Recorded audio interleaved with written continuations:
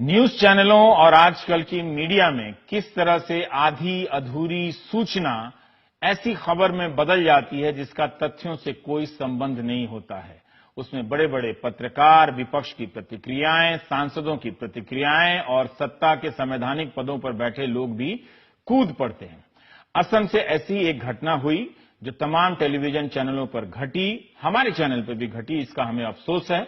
16 साल की सिंगर 46 फतवे, आफरीन गाएगी या नहीं, आफरीन देश तुम्हारे साथ है, फतवे के बाद भी नहीं डिगे नाहिदा के इरादे, देशभक्त नाहिदा के कौन कौन है साथ, मौलवियों को सिंगर बेटी का चैलेंज देते रहो, फतवे नहीं छोड़ूंगी गाना, आफरीन के गीतों से क्यों डरे मौलाना, ये आज की तमाम की हेडलाइन रही जो चैनलों पर छाई रही। तमाम देश के तमाम टीवी चैनलों पर, सोशल मीडिया पर ये छाए रहे। मुद्दा था 16 साल की एक सिंगर नाहिदा आफरीन का, जो एक जानी मानी गायिका हैं और देश के चर्चित म्यूजिक रियलिटी शो में दूसरे स्थान पर रही हैं। खबरों के मुताबिक कहा गया कि 46 मौलवियों ने नाहिद को आगे से ना गाने का फरमान सुनाया है, फतवा दिया है, लेकिन इस खबर की पड़ताल पूरी तरीके से नहीं की गई। हम भी नहीं कर सके, हमसे यह गलती हुई। यह भी पता करने की कोशिश नहीं की गई कि फतवा जारी हुआ है या नहीं। फतवा क्या ऐसे जारी होता है? हमारे चैनल प्रमुख अनिंदो चक्रवर्ती ने एक गुड इवनिंग इंडिया कार्यक्रम में शाम को इस मामले की पड़ताल की। हम चाहते हैं कि देखिए कैसे खबरें बनती हैं और कैसे अफवाहों के जुनून में आप अपनी अपनी धारणा हमेशा के लिए बना लेते हैं। क्या पता आप बाद में इसे चेक भी करते होंगे कि नहीं।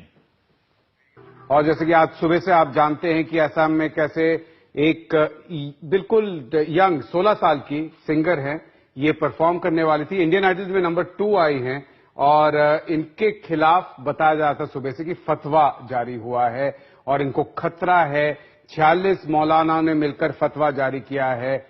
मैं सबसे पहले दर्शकों से माफी मांगूंगा क्योंकि हमने भी यही कहा था सुबह से, और एडिटर के तौर पे मैं माफी मांगता हूं आप लोगों से क्योंकि हमने भी जांच पड़ताल न करके इसको फतवा बुलाया है।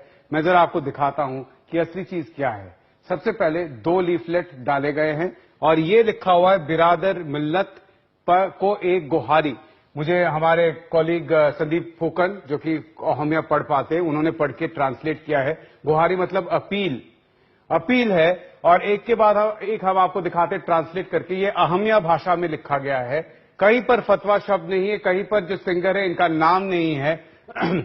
उनका कहना है ये बहुत अफसोस की बात है कि पिछले कुछ दिनों में हमारे ही भाई बहनों ने एक हिस्से ने कुछ शरिया विरोधी गतिविधियों में हिस्सा लेना शुरू किया।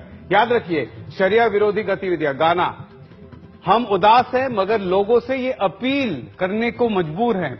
ये बताने योग्य बात है कि जादू, गीत, डांस, ड्रामा और नाटक दरअसल शरिया के खिलाफ है। यही वजह है कि ये सब देखने के बाद हम चुपचाप नहीं बैठ सकते। बीते साल बहुत रोकने के बाद भी बीबी कॉलेज में एक मैजिक शो हुआ। इसका शरिया पर बुरा असर पड़ा है। मैजिक शो से शरिया पर बुरा असर। हमने सोचा कि बात यही खत्म हो जाएगी, लेकिन बात और आगे बढ़ गई है और अब एक कदम आगे बढ़कर म्यूजिकल नाइट की योजना बनाई जा रही थी। ये लड़की जो सिंगर है, यंग सिंगर का हम दिखा रहे थे सुबह से, इन पर फतवा, चीफ मिनिस्टर भी उसमें शामिल थे। उन्होंने कहा हमारे चैनल पे, उन्होंने कहा कि आप डरिए मत, हम आपको पूरा प्रोटेक्शन देंगे। किसी ने ये पढ़ा नहीं लगता है।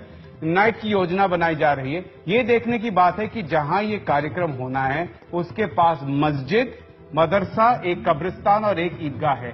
इसका हमारी भावी पीढ़ियों पर बहुत असर पड़ेगा और हम मुस्लिम भाइयों से ये अपील जारी करते हैं। फिर से याद रखिए, अपील को मजबूर है। हम चाहते हैं कि भाई इस पर ध्यान दें और ऐसी गतिविधि की इजाजत न दे। तो पहली बात है, ये जो अब हम फिर से आपको अगला पेज दिखा रहे हैं। लिफलेट के 2 पेज है, इसमें 46 मौलवियों ने साइन किया है। अब हमें पता नहीं है 46 सारे मौलवी हैं नहीं है, लेकिन 46 लोगों ने साइन किया है। ये दूसरा पेज है, ये पहला पेज है। सेकंड पेज आपको हम दिखाएंगे किस तरीके से उस पर 46 लोगों ने, और यही बन गया कि 46 मौलवियों का फतवा।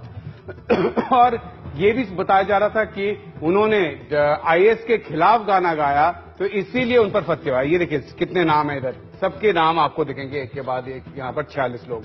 फतवा कहीं नहीं है, ना आईएस का नाम है, ना लड़की का नाम है, कहीं पे नहीं कहा गया कि इन्होंने आईएस विरोधी गाना किया इसलिए हम रोकना चाहते हैं। कहा जा रहा है मैजिक शो को भी हम रोक रहे थे। एनडीटीवी इंडिया इसके खिलाफ है।